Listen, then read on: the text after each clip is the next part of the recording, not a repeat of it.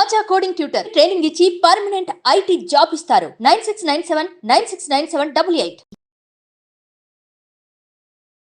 నమస్తే, welcome to Suman TV. ప్రస్తుతం మనతో పాటు ఉన్నారు family counsellor, public speaker Rajani Rama గారు. మేడంతో మాట్లాడదాం. నమస్తే మ్యామ్. నమస్తే నవీన. మ్యామ్, రిలేషన్షిప్ గురించి మాట్లాడుకుంటే భార్యాభర్తలు మనం చాలా వీడియోస్ చేసాం. అసలు పెళ్ళి తర్వాత పిల్లలు, మరి బాండింగ్ ఎలా ఉండాలి వాళ్ళ ఇద్దరి మధ్యలో అనేది మరి చూసుకుంటే రీసెంట్గా ఒకటి న్యూస్ అయితే ఏంటంటే భార్య అంటే విసిగిపోయింది అనుకోవచ్చు, చాలా కాలం ఆయనతో జర్నీ చేసింది, తాగుడుగా బానిస అయిపోయిన భర్తని ఇంక అంత అయిపోయిన పరిస్థితిలో దారుణంగా నడి రోడ్డు పైన చంపేసింది. అంటే ఆ స్టేజ్ వరకు వచ్చింది అంటే ఎంత బాధపడిందో మనం తలుచుకోవచ్చు.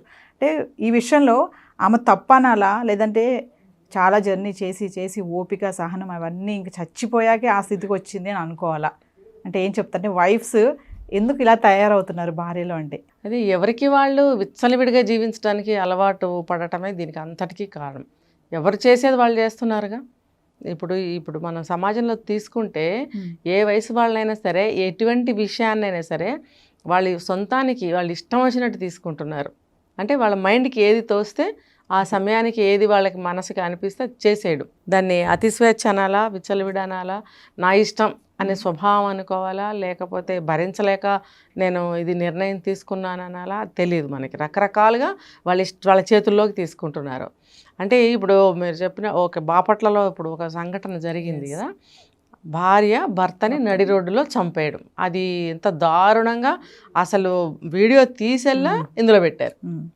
హల్చల్ అవుతుంది ఆ వీడియో. చాలా అసలు ఎలా అంటే భయం గొలుపుతుంది అనమాట. అది అంత భయంకరంగా ఒక స్త్రీ తన బలాన్నంతా ఉపయోగించి అది చూపిస్తున్నారంటే బ్లర్ చేసినా కూడా మనకు తెలుస్తుంది అదేంటనేది. ఇప్పుడు ఆ భర్త వల్ల ఎంతో విసిగిపోయింది ఆవిడని చెప్తున్నారు. నిజమే. ఇప్పుడు ఒక రకంగా తీసుకుంటే అతను చాలా హింస పెట్టాడు. 15 సంవత్సరాలు అయింది పెళ్ళయి, ఉద్యోగం సరిగ్గా చేయడు, ఎక్కడో వేరే దగ్గర హోంగార్డ్గా పనిచేస్తున్నాడు. ఆమె ఒక సంవత్సరం నుంచి విడివిడిగా ఉంటున్నారు, కలిసి ఉండట్లేదు. ఇతనితో బాధలు పడలేక మళ్ళీ 2-3 ఏళ్ళ నుంచి ఉద్యోగం లేకుండా ఇంట్లో ఉన్నాడు. అంటే ఒక స్త్రీకి అది ఎంత బాధాకరమైన పరిస్థితి అంటే, అది ఇల్లు నడవదు, డబ్బు ఉండదు, మరి ఇంట్లో మగపెత్తనం చేస్తారు, ఆ అమ్మాయిని హింస పెడుతున్నాడు, ఇదంతా చేస్తున్నాడు కాబట్టి ఆమె పుట్టింటికి వెళ్ళిపోయి కూర్చుంటే మరి ఆడపిల్ల ఇంటికి వస్తే ఎవరేం అనలేరు కదా. చూస్తూ అల్లుడు కూడా అలాగే చేస్తున్నాడు, వెళ్ళమ్మ హింసపడని ఎవరు చెప్పలేరు. అక్కడికి పంపించే ఉంటారు ఎన్నోసార్లు.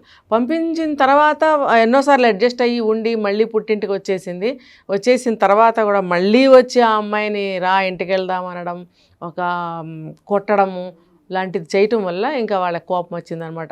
వీళ్ళకి ఇందులో మనం ఎందుకు ఇరుక్కోవాలి అని చెప్పి, అంటే దీనికన్నా ముందే అబ్బా వచ్చాడు రా బాబు మనకెందుకు, మనం పక్కకు పోదాం అన్నట్టుగా వాళ్ళ ఇంట్లో ఉన్న పేరెంట్స్, చిన్న తరహా మనుషులు ఏమో కొంచెం బయటకు వెళ్ళిపోయారు వాళ్ళు.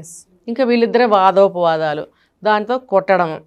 ఇంకా దాంతో విసిగిపోయి ఆ అమ్మాయి ఆ పని చేసింది, తిరగబడి కొట్టడము. అంటే ఇప్పుడు ఇది రోజు అందరూ చూస్తున్నారు. వీళ్ళింట్లో భాగవతం, అతను రావడము, దెబ్బలాడటము, వీళ్ళు అరుచుకోవడం, చిన్నగా కొట్లాడుకోవటము, ఈ చుట్టుపక్కల అందరికీ అలవాటైపోయింది విషయం. ఇప్పుడు మనకు అర్థమవుతుంది కదా, అంత దారుణం, అంత అమానుషమైనటువంటి దారుణం జరుగుతుంటే అక్కడ అందరూ చూసుకుంటూ వెళ్తున్నారు, వీడియోలు తీసల్లా పెడుతున్నారు. అంటే అర్థం ఏంటి? వాళ్ళకి అలవాటైపోయింది ప్రతిరోజు. ఆ విషయం వాళ్ళు చెప్తున్నారు చూడండి. అలవాటైపోయినా వాళ్ళు మామూలే కొట్టుకుంటున్నారులే, అనుకుంటున్నారు లేదో కోపంతో ఏదో చేస్తుందిలే అన్నట్టుగా పక్క నుంచి వెళ్ళిపోతున్నారు. కానీ ఒక మనిషిని చంపేస్తుంది, చట్టాన్ని చేతిలోకి తీసుకుంటుంది అన్న విషయం వాళ్ళ బ్రెయిన్కి వెళ్ళిందా లేదా? ఊరికే గొడవ పడుతున్నారు, తాగాడు కొడుతున్నాడు, అందుకే ఆ అమ్మాయి కూడా అలా చేస్తుంది. అంటే కాళ్ళు చేతులు కట్టేసింది, మరి పీక్కి తాడేసి ఇలా లాగుతుంది అంటే అది ఎంత క్లియర్గా తెలుస్తుంది చూడండి. తెలుస్తున్నప్పుడు ఏదోలే కొట్టుకుంటున్నారు అని ఎలా వెళ్ళిపోతారు వాళ్ళు? అంటే ఏంటంటే వాళ్ళు కూడా విసిగిపోయారు. ఏది ఏమైనా సరే ఒక ప్రాణాన్ని తీసే హక్కు ఎవరికీ లేదు. కావాలంటే 4 దెబ్బలేసి ఊరు నుంచి గెంటేయడమో, ఇంకో చోటకి వెళ్ళి షిఫ్ట్ అయిపోవడమో ఏదో ఒకటి చేసుకోవాలి, అది చట్టాన్ని మాత్రం తీసుకోకూడదు. అయితే నేను ఏం చెప్తున్నానంటే, ఈ భర్త అనేవాడు ఇంత దారుణంగా ఆ అమ్మాయిని ఎన్ని సంవత్సరాల నుంచి హింస పెడుతూ తాగడము, కొట్టడము అతని జన్మ హక్కా అండి? తాగడం ఏంటంటే, ఇప్పుడు తాగడం అనే విషయం చూడండి ఎన్ని రాష్ట్రాల్లో చెప్పాలంటే దేశం అంతా ఉంది. ఇది దేశం అంతా కూడా ఒక విషం ప్రవహిస్తుంది నన్ను అడిగితే. దాన్ని సీసాల రూపంలో కొనుక్కొని తాగి విచ్చలవిడిగా తిరిగి తిని ఇంటికి వచ్చి నువ్వు పడుండు, మర్నాడు పొద్దున్నే లేచి పనిలోకి వెళ్ళు. నువ్వు కొట్టడం అనే కార్యక్రమం ఎందుకు? ఇంటికి నువ్వు రూపాయి ఇవ్వవు, నువ్వు సంపాదించిందంతా తాగడానికే సరిపోదు, ఇదంతా గవర్నమెంట్ ఖాతాలోకి వెళ్తుంది కదా. చక్కగా నువ్వు ఎవరిని బాగు చేస్తున్నావు? ఎవరిని బాగు చేస్తున్నావు? నీ ఇల్లు నువ్వు బాగు చేసుకుంటున్నావా లేదా? భార్యను కొట్టడం, ఇంట్లో పిల్లలు ఉంటే కొట్టడం, పిల్లలకి చదువులకు ఫీజులు కట్టడం, ఇంట్లో ఇల్లు మెయింటెనెన్స్కి డబ్బు ఇవ్వరు. అంటే నువ్వు సంపాదించేది కేవలం నీకే. అది సరిపోక భార్య కూడా ఏదో ఒక పని చేసి సంపాదిస్తే అవి కూడా లాక్కునే ప్రబుద్ధులు మన చుట్టూ ఉన్నారు. అంటే నేను నీకోసం అందరూ సంపాదించి ఇవ్వాలా? నువ్వు సంపాదించిన చాలక నాకు తాగడానికి చాలట్లేదు, ఇస్తావా చస్తావా అని కొట్టి డబ్బు లాక్కోవడం, ఇలా చేయడం అనేది ఎంతవరకు కరెక్ట్ చెప్పండి? అంటే విసిగిపోయి ఇంకా చాలా ఆ పరిస్థితికి వచ్చిందని చెప్తారా? మరి అంతే కదా. ఇప్పుడు ఆ అమ్మాయి చేసింది 100% తప్పే. చంపడం అనేది నేరం కదా, నేరం, దారుణమైనటువంటి నేరం. కానీ మనం సమర్థించలేము దాన్ని, మనం సమర్థించలేము. ఆవిడ ఏదో ఫ్రస్ట్రేషన్తోనో ఆ బాధ భరించలేకనో ఇంకా దీనికి విముక్తి ఇదే అని చేసిందని మనం సమర్థించలేము. అది 100% తప్పే. కానీ ఆ తప్పుకి కారణం ఎవరు? అతనే కదా, భర్తే కదా. చుట్టూ అందరూ చూస్తూ ఊరుకున్నారు అని అంటే ఆ అమ్మాయికి సపోర్ట్ అనే అనుకోవాలిగా. మనం ఇక్కడ అనుకోవడం కాదు, మనం అనుకునేది ఏం లేదు ఇక్కడ. ఆ సమాజం నిర్ణయించింది చూడండి. సమాజం అలాంటి నిర్ణయాలు తీసుకుంటుంది అంటే మనుషులు ఏ రకమైన జాగ్రత్తలో ఉండాలనేది ఇప్పుడు అర్థం అవ్వాలి. ఇప్పుడు ఆడవాళ్ళకి ఎన్ని చట్టాలు ఉన్నాయో అవన్నీ కూడా వాళ్ళు ఎలా ఉపయోగించుకుంటున్నారో అందరికీ తెలుసు. కానీ ఇప్పుడు ఇలాంటి పరిస్థితుల్లో ఆడది ఏం చేయాలి అంటే చంపాలా? తప్పు, చాలా తప్పు. చంపకూడదు. వాడిని తాళ్ళు కట్టేసింది, కాళ్ళు చేతులు కట్టేసినప్పుడు ఊరవతల పారేసిరా వాడిని. స్పృహ వచ్చిన తర్వాత వాడు చూసుకుంటాడు కదా అవతారం, చూసుకుని చిచ్చి నా పరువు పోయిందని, ఆల్రెడీ పోయిందని వాడికి తెలీదు, మరొక్కసారి పోతుంది అనమాట. ఇదేంటి నేను ఇలా ఎండలో కాళ్ళు చేతులు కట్టించుకుని పడున్నాను, సిగ్గుపోయిందని ఇంకొకసారి సిగ్గుపడతాడు వాడు. అలా వాడికి ఇదిని వాడికి వదిలేయటం మంచిది. ఇంటికి రానివ్వకండి. వాడి ఇంటికి వస్తే గెంటేసేయండి, చంపి ఆవిడ ఇప్పుడు జైల్లో కూర్చుంటుంది కదా. ఇప్పుడు ఆవిడకి కూడా ఏదో ఒక యావజ్జీవమో ఉరిశిక్ష ఏదో ఒకటి వేస్తారు చట్ట ప్రకారం.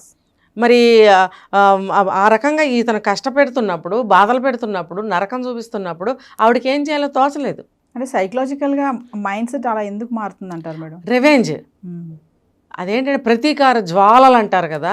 ఆవిడ 15 సంవత్సరాల నుంచి అనుభవించి ఆవిడకి ఇంకా దారి దొరకలేదు. ఇప్పుడు ఆవిడ ఏం స్టేట్మెంట్ ఇస్తుందో మనం వినాలి తర్వాత. అది అంటుంది, అది ఆ అబ్బాయిని చంపేస్తూ మాటలు కూడా అంటుంది, నీతో ఎన్నాళ్ళు భరించాలి, నువ్వు నాకెంత ద్రోహం చేసావు అని అంటుంది. చూడండి, మనకి సరిగ్గా వినపడకుండా ఉన్నాయి ఆ మాటలన్నీ. అంటే ఆ మాటల్లోనే ఆవిడ కారణం తెలుస్తుంది అక్కడ. ఆవిడ ఆ కారణాన్ని మనకి చెప్పకనే చెప్తుంది. మరి ఆ కారణానికి సమాజం కానీ ఆ భర్త కానీ మరి ఎవరైనా సరే ఏ సమాధానం చెప్పగలరు? అంటే చంపేస్తావమ్మా అని అంటారు. ఇప్పుడు మనం సినిమాలు కూడా చూపిస్తున్నాయి ఆ రకంగా. కొంతమంది ఆడవాళ్ళు ఏమనుకుంటారంటే ఆ తప్పు లేనప్పుడు మనం చేతిలోకి తీసుకుంటే తప్పే ఉంది చట్టాన్ని. ఇప్పుడు నేను ఇతన్ని కొడతాను, లేకపోతే కేసు పెడతాను, ఎన్నాళ్ళకి తేలుతుంది ఈ కేసు, నా జీవితం అయిపోతుంది. వీడు ఇంకా ఇలా బాధిస్తూనే ఉంటాడు నన్ను, వీడికి నేనే శిక్ష అయ్యాలి అనుకుని ఆ అమ్మాయి నిర్ణయించుకుని చట్టాన్ని తన చేతిలోకి తీసుకుని ఆ పని చేసింది.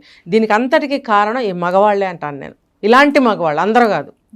అలా చేసే ఆడవాళ్ళు అలా చేస్తున్నారు అంటే, అలా చేసే ఆడవాళ్ళు ఉన్నారు అంటే దానికి కారణం ఇలాంటి మగవాళ్ళే. అవునా కదా?